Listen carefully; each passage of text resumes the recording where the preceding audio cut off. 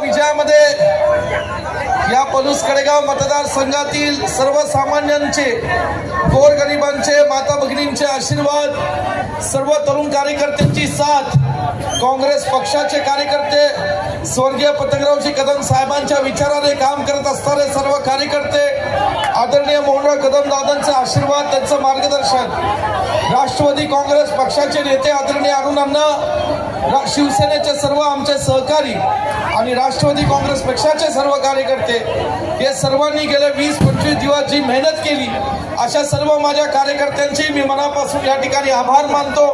तुम्ही सगळ्यांनी आज एक ऐतिहासिक विजय, हॅट्रिक विजय या ठिकाणी मिळवून दिला। आम्ही सुद्धा वाघ आहोत।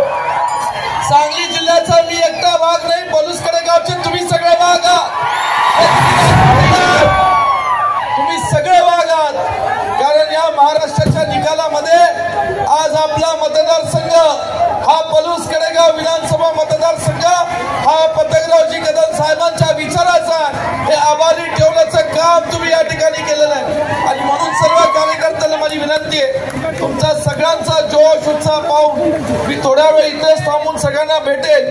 पुन्हा मी आदरणीय पतंगरावजी कदम साहेबांच्या स्मारकावर लोकतीर्थावर जाऊन तिथे अभिवादन व्यक्त करणार आहे। उद्या सकाळपासून 8:30 वाजल्यापासून सोनसळपासून देवराष्ट्रातनं कुंडलला, परत त्या कुंडलपासून पलूस शहर, पलूस शहरातनं सांगली,